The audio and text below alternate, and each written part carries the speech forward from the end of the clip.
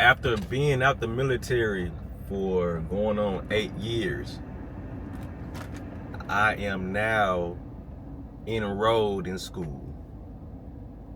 Yep, let's talk about it. But you choose the goddamn deal, man. It's one of the Pappy.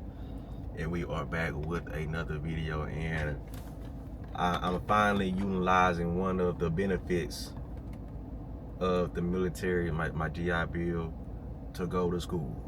Yeah, I'm gonna get that degree and you know, add to the toolbox.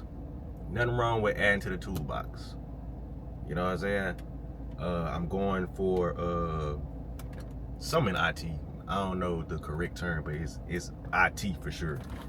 So 11-week program, you know, to maximize the full benefits, of the GI Bill.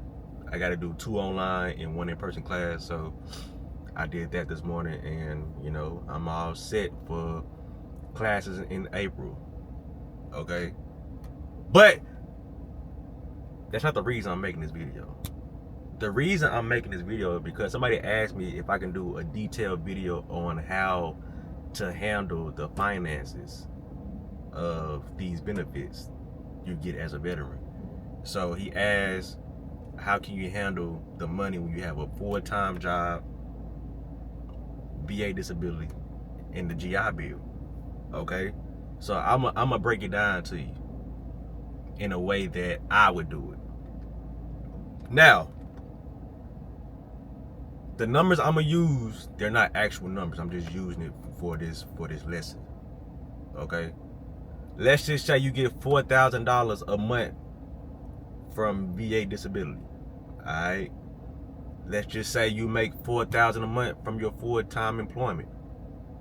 Okay, and let's just say you get $4,000 a month for your GI Bill, the housing. That is $12,000 a month, okay, to play with. Let me just confirm my math real quick. 12,000 times 12 months. That is $144,000 before taxes that you would have received in a year from your full-time job, school, and VA disability. One of those checks should take care of all of your bills. Well, I'm speaking for my situation. It may be 1.5, 1.25 for some of y'all, or it may be 2, whatever it may be. And let me just keep on with the situation. So you got $12,000 in your account, bruh. Everything in your house should be paid for. Rent, mortgage, lights, gas, water, Wi-Fi, homeowners insurance, alarm. Okay? Those other 2 checks, bruh, you should be pocketing them checks, saving them checks, or whatever the case may be. One may look at $12,000 and be like, oh yeah. Because after that $4,000 paying the bills, you still got $8,000, right? And let's just say you're not even a heavy spender. Like, you live a low maintenance lifestyle, right? And let's just say you spend $2,000, you still got $6,000. You know what I'm saying? So you could easily put something to the side. You could easily invest in something. You could easily start a little side gig, because you still got $8,000 after paying all the bills and getting groceries, and you know what I'm saying? If you somehow mishandle $12,000, bruh,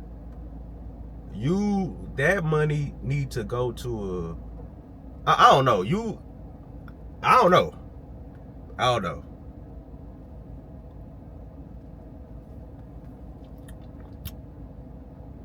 Cause I just feel like at a certain age, in your 30s, you understand money and what to do with it. Giving $12,000 to a person in their 20s, that's dangerous. Especially if they're not financially responsible. And like I said, it may not be 12,000. It may be less or more, but I'm just using this for the video. What I would do is, like I said, that first check of 4,000 would take care of all my bills. Okay? And then the 8,000, shit, paying off credit cards or other things they could be paid off, getting stuff fixed or getting stuff taken care of. And then I still have one check that I'm sitting on. Put half up, put the other half in your checking account. Yeah, that's how you do it. Don't splurge it. And like I said, if you live a very low maintenance lifestyle, this is very easy to do. Now, if you live a very high maintenance lifestyle, you got a stupid ass car note, you live in a high rise or whatever the case may be, yeah, you might burn through that 12,000. But at the same time, it's gonna keep replenishing. It's gonna keep replenishing. And make sure that you going to class.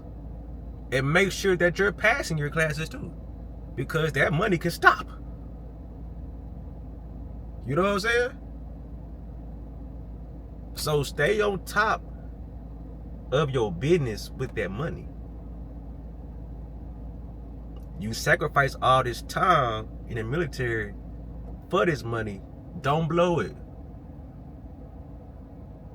Treat yourself sometime, of course, but don't blow it. Because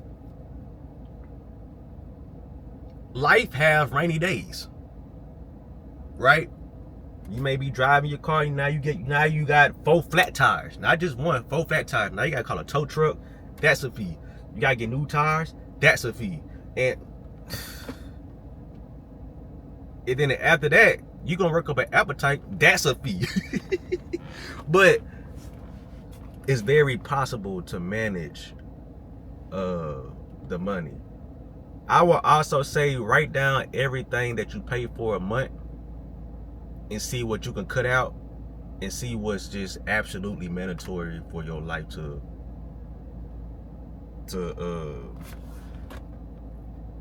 make your life keep going or whatever. You know what I'm saying? That would also help understand what you can budget with, what you can play with, what you can save, X, Y, Z. So write down all your bills. If you got 12,000, like when you get that first $12,000 month, because listen, that school check and that VA check gonna hit on the same time on the first. So that's 8,000, and then you may get paid that week.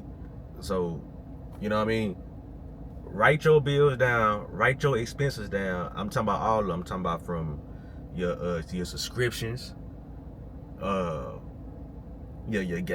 down everything that you pay for monthly.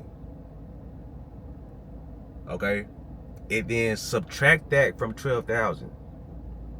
Okay? So you know that you have to spend that every month mandatorily. Is that even a word? Pap, I don't know. And then you can go to see how much you can put away, how much you can invest, how much you can splurge, or whatever the case may be. And that's gonna make it easier for you. Don't try to think about it in your head, right? You gotta sit down and put pen to paper. Alright? And then after that, you'll be able to know how you can rock out with the rest of the money. What I like to do is 1 month I'm chilling. I'm not going out to eat. And if I do, it's only once a week. Or I buy food once a week. Okay? I really feel like we eat our money. Like literally. Like we don't mind sitting down and eating. Because of course we need food and all that. But 1 month, you gonna see a drastic change from cooking every day for a month and eating out the way that you do. If you really like look through like your bank statement, you like, damn, I eat out a lot. Yeah. So 1 month, I'll be like, we chilling this month. I ain't spending no money on food. And then next month, you be like, well, shit, I did good.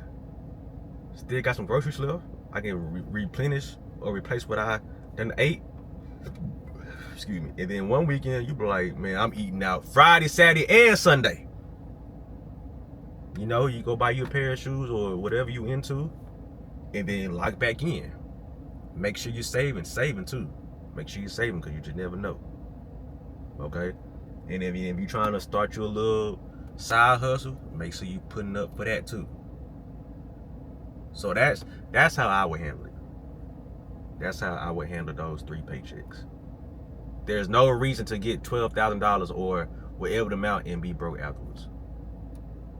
If you still broke, you have a money management problem, and I can't help you with that. I'm not a financial advisor. But yeah, put all your bills on paper and subtract that from what you're going to be making monthly. And the remaining, you know what to do with that.